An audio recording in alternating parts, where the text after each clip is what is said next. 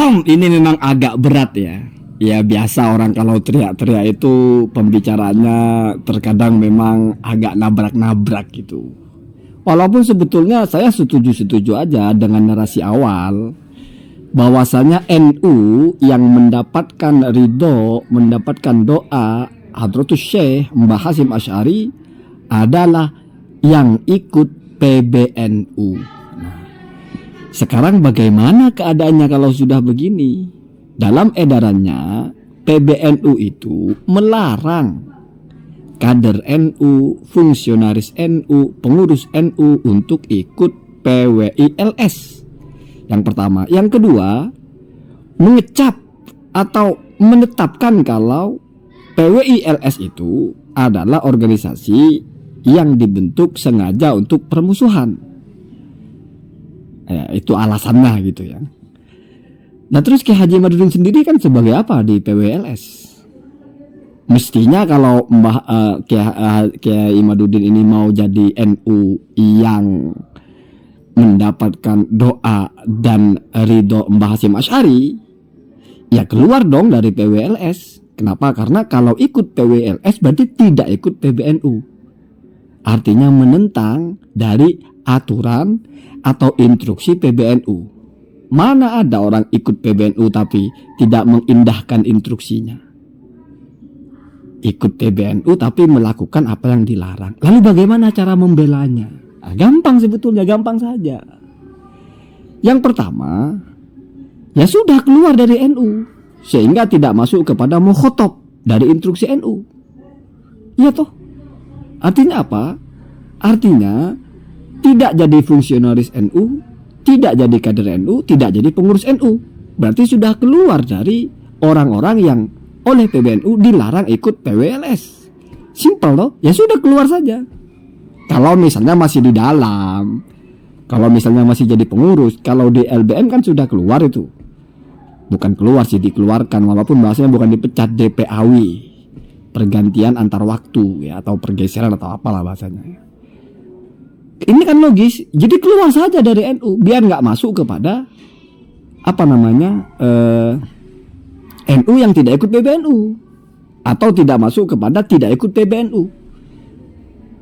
Kalau Anda masih jadi fungsionaris NU, masih merasa NU, masih kader NU, tapi terang-terangan ikut PWLS sementara PBNU-nya melarang, berarti Anda masuk kepada yang tidak mendapatkan doa dan restu PBNU, kan begitu. Lalu misalnya keluar dari PBNU, keluar dari NU gitu. Ya kalau Ki Nur Ihya dan Ustadz Suparman kan memangnya orang NU, NU-nya fungsionaris, kader, apa pengurus, apa yang mana kan begitu. Jadi nggak usah terlalu merasa, bukan masuk kepada mukhotob kok. Bukan masuk kepada mahkumun alaih, bahasanya begitu ya. Bukan yang diikat oleh hukum. Jadi yang mahkum alaih di sini, yang diikat oleh hukum di sini adalah kader NU, fungsionaris NU, pengurus NU.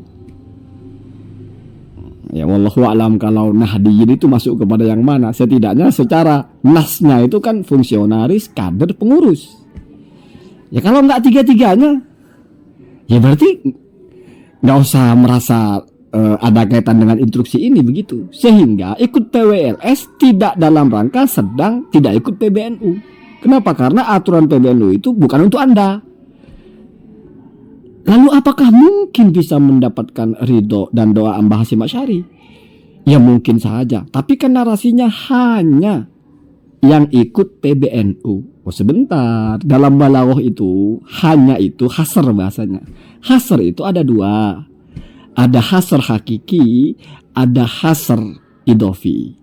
Yang hanya artinya tidak ada yang lain lagi, itu hasr hakiki. Misalnya la ilaha illallah, itu namanya hasr hakiki. La ma'buda illallah, itu hasr hakiki. La khaliqa illallah, la razzaqa illallah, la nafi'ah wa la mudirra illallah, itu hasr hakiki. Memang tidak ada lagi. Ada hasr idofi, di mana pada realisasinya ya ada yang lain. Gitu aja gampangnya, nggak usah terlalu dalam-dalam ya.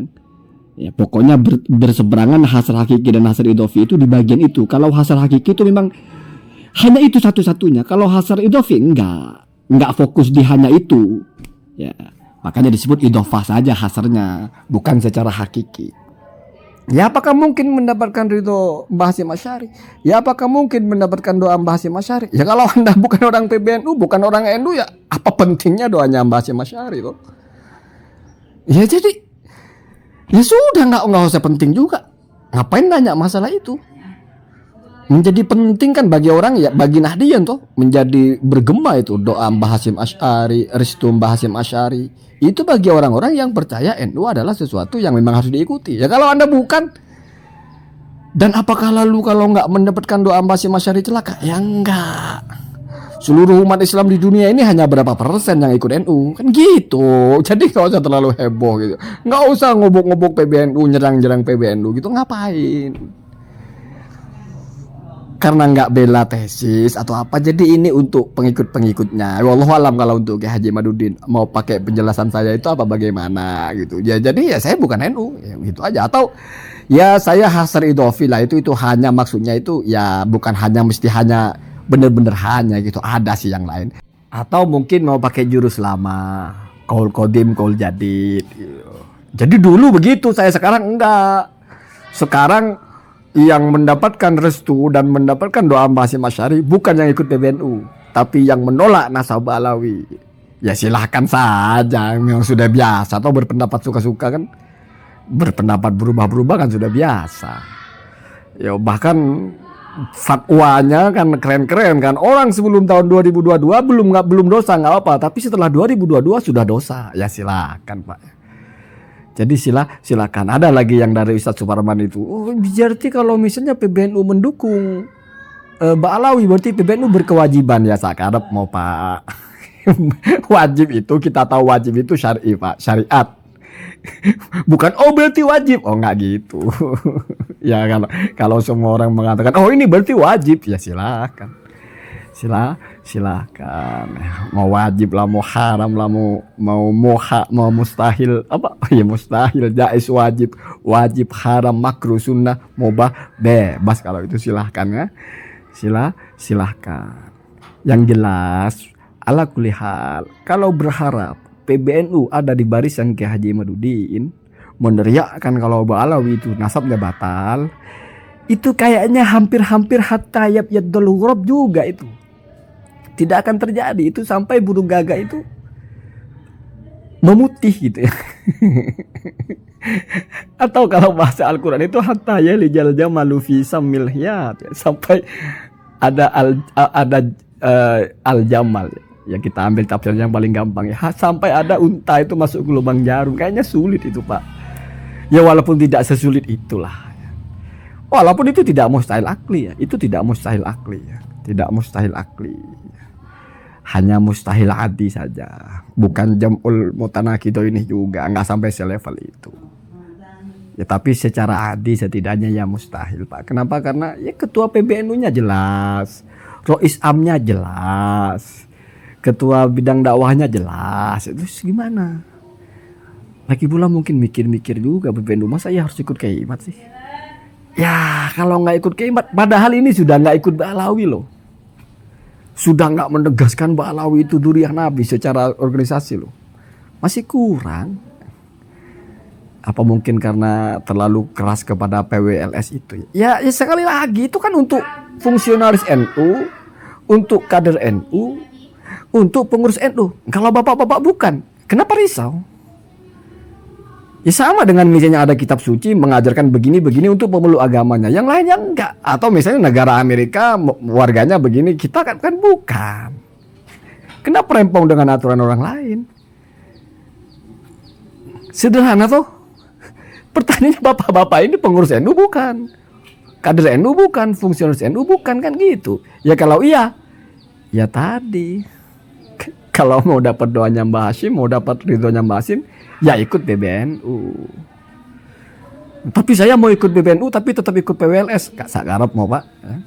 Itu mungkin tafsiran lain. tafsiran lain gitu. Ya kan sudah biasa mereka ya. Bebas. Allahumma